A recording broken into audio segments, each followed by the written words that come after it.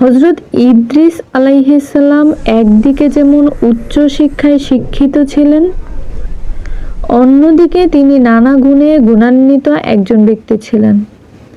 অধিকাংশ সময়ই তিনি মানুষকে শিক্ষা প্রদান করতেন এবং তাদের মাঝে ওয়াজ নসিহত করতেন আর ইবাদত বন্দেগীতে লিপ্ত থাকতেন।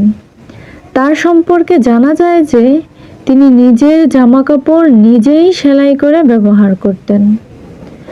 অন্যের জামাকাপড়ও সেলাই করে দিতেন, অবশ্য সেজন্য তিনি কারো নিকট হতে কোনো প্রকার মজুরি বা পারিশ্রমিক গ্রহণ করতেন না।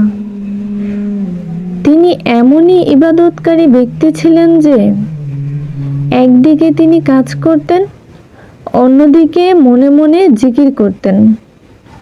শোনা যায় জামাকাপড় সেলাই করার কালে সূচের প্রতিটি ফোড়ে ফোড়ে তিনি আল্লাহর নামের তাসবিহ পাঠ করতেন। সুবহানাল্লাহ। হযরত ইদ্রিস আলাইহিস সালাম জীবনে বহু মুজেজা দেখিয়েছেন। তার মধ্যে একটি প্রধান মুজেজা এই যে তিনি যেসব ভবিষ্যৎবাণী করতেন তা অক্ষরে অক্ষরে বাস্তবে পরিণত হতো। তার অত্যধিক ইবাদতে আনন্দিত হয়ে বিভিন্ন সময়ে ফেরেশতাগণ তাকে আসমানে নিয়ে যেতেন। এ সম্পর্কিত একটি ঘটনা তার জীবনের সবচেয়ে বেশি উল্লেখযোগ্য ঘটনারূপে পরিচিত। একদিন তিনি তাসবিহ তাহলিল পাঠে রত ছিলেন। এমন সময় হঠাৎ ফেরেশতা আজরাইল আলাইহিস সালাম সাধারণ মানুষের বেশে এসে তার সামনে দণ্ডায়মান হলেন। তিনি তাকে জনৈক বিদেশি মেহমান মনে করে যথোপযুক্ত অভ্যর্থনা জ্ঞাপন করলেন। হযরত ইদ্রিস আলাইহিস সালাম সর্বদা রোজা রাখতেন এবং প্রত্যেক দিন সন্ধ্যার পূর্বে তার ইফতারের জন্য বেহেশত হতে খাবার আসতো। সুবহানাল্লাহ।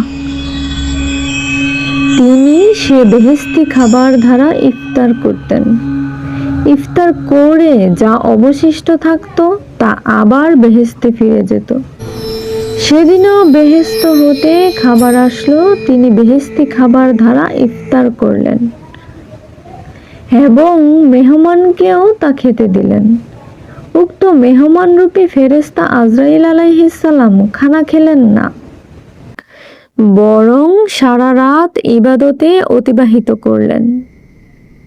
মেহমান ব্যক্তির আচার আচরণে আরো কতগুলো বৈশিষ্ট্য দেখা গেল, যা দেখে হযরত ইদ্রিস আলাইহিস সালাম অত্যন্ত অবাক হলেন। পরের দিন ভোরবেলা হযরত ইদ্রিস আলাইহিস সালাম মেহমানকে বললেন, ওহে আগন্তুক মেহমান, চলুন আমরা একটু ভ্রমণ করে মহান আল্লাহ তাআলার কুদরত সমূহ দেখে আসি। মেহমান তাতে সম্মত হয়ে দুজন একত্রে ভ্রমণে বের হলেন।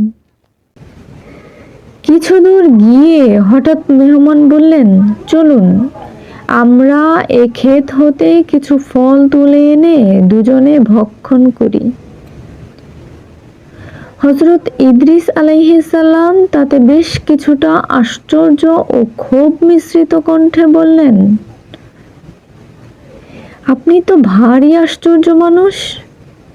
রাতে আপনি হালাল খানা খেলেন না, অথচ এখন অপরের ক্ষেত থেকে ফল তুলে খেতে চাচ্ছেন। অন্যের মাল না বলে গ্রহণ করা আমাদের জন্য একেবারে নিষিদ্ধ। মেহমান তার কথার কোনো জবাব না দিয়ে সামনে অগ্রসর হতে লাগলেন।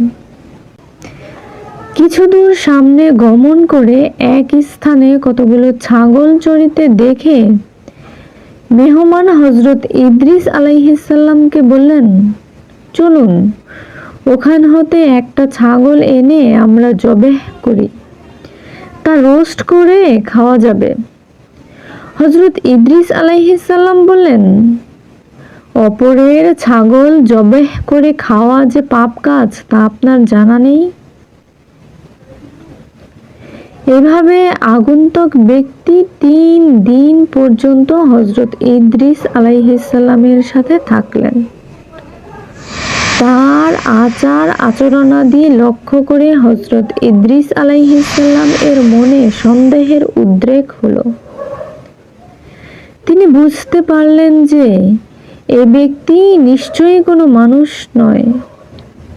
তাই তিনি তাকে প্রশ্ন করলেন, বললেন, আল্লাহর কসম, আপনি আপনার প্রকৃত পরিচয়টা বলুন।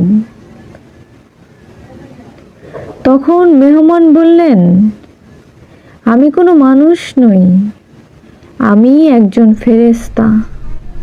আমার নাম মালাকুল মউত আজরাইল আলাইহিসসালাম।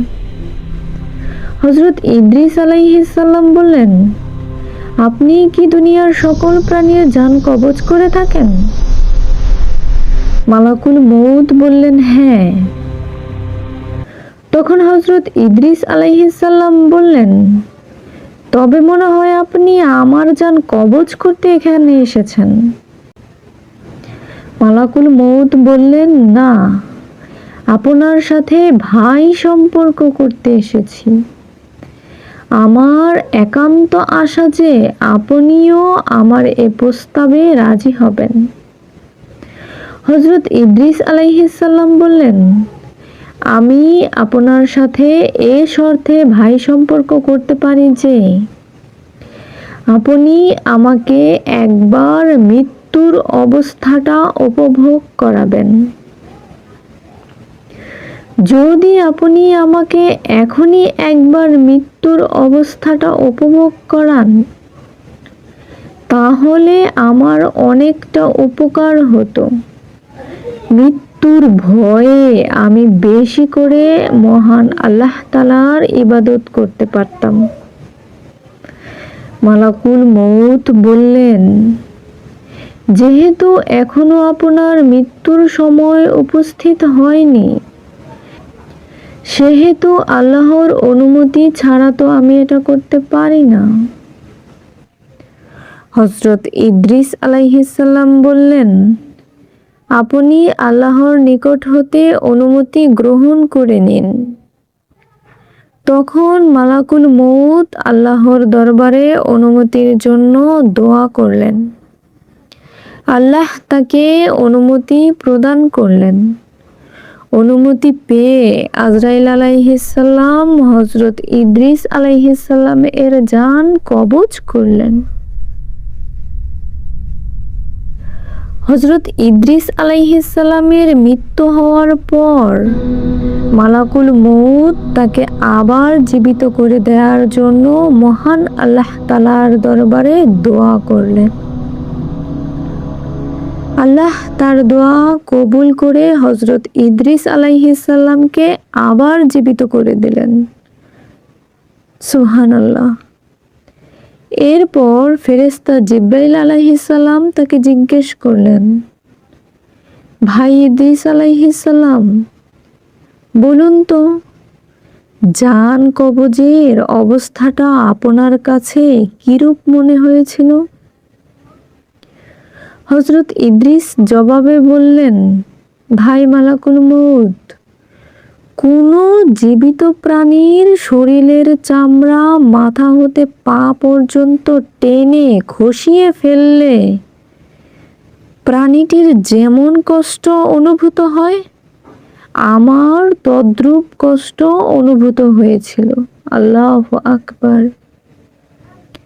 ফেরেশতা আজরাইল আলাইহিসসালাম বললেন, ভাই ইদ্রিস আলাইহিসসালাম, আমি আজ পর্যন্ত যত জান কবজ করেছি, এত সহজে কারো জান কবজ করিনি। আপনার যাতে অল্প কষ্ট হয়, আমি সেদিকে খুবই লক্ষ্য রেখেছিলাম। যা হোক। এরপর ইদ্রিস আলাইহিসসালাম বললেন, ভাই আজরাইল, আমার মনে দোজখ দেখার খুবই স্বাদ জেগেছে। যদি আপনি আমাকে দোজখ দেখাতেন, তবে দোজখের ভয়ে আমি ইবাদত বন্দিগিতে আরো বেশি মনোযোগী হতে পারতাম। তার প্রস্তাব মঞ্জুর করে আজরাইল আলাইহিস সালাম তাকে দোজখের দরজা পর্যন্ত নিয়ে গেলেন। তিনি দোজখ দেখার পর বললেন, ভাই আজরাইল আলাইহিস সালাম, আমার মনে বেহেশত দেখারও অত্যন্ত আগ্রহ জেগেছে। আপনি যদি আমার এ সাতটিও পূরণ করতেন তবে আমি চিরকৃতজ্ঞ হয়ে থাকতাম। মালাকুল মউত বললেন, যদি আপনি আমার নিকট প্রতিশ্রুতি দেন যে বেহেশত দেখেই আমার নিকট ফিরে আসবেন, তাহলে আপনাকে বেহেশত দেখাতে পারি। হযরত ইদ্রিস আলাইহিস সালাম তাতে রাজি হলেন। আজরাইল আলাইহিস সালাম তাকে বেহেশতের দরজায় পৌঁছে দিলেন। তিনি বেহেশতের দরজায় নিজের জুতা খুলে তার ভিতরে প্রবেশ করে কিছুক্ষণ ঘোরাফেরা করলেন। তারপর ফিরে এসে নিজের প্রতিশ্রুতি রক্ষা করলেন। কিন্তু আবার পরক্ষণেই জুতা পায়ে দিয়ে এক দৌড়ে বেহেশতের ভিতরে ঢুকে পড়লেন। মালাকুল মউত তাকে ডেকে বললেন, ভাই ইদ্রিস আলাইহিস সালাম, আপনি আবার বেহেশতে ঢুকলেন কেন? তাড়াতাড়ি চলে আসুন, আমি আপনাকে দুনিয়ায় পৌঁছে দিয়ে আমার অন্যান্য কাজে রত হব।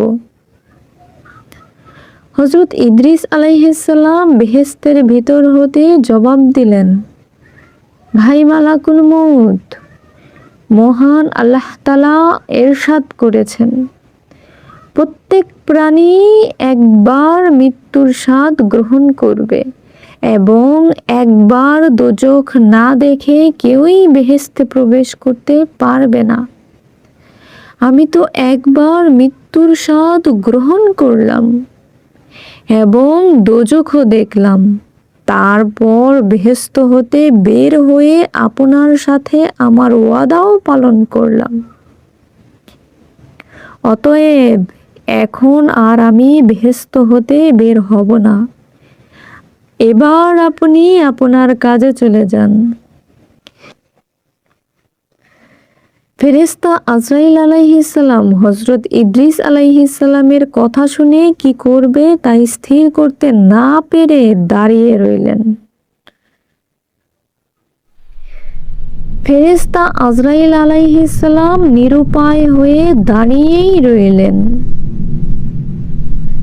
আল্লাহ রাব্বুল আলামিন আজরাইলকে লক্ষ্য করে বললেন, আজরাইল, ইদ্রিসকে বেহেশতেই থাকতে দাও। তার ভাগ্যে আমি এরূপ ঘটনাই লিপিবদ্ধ করে রেখেছিলাম। এরপর হযরত ইদ্রিস আলাইহিস সালাম মহা সুখে বেহেশতে বসবাস করতে লাগলেন। এদিকে কিন্তু তার পরিবারবর্গ তার বিচ্ছেদে কেঁদে দিন কাটাতে লাগলো।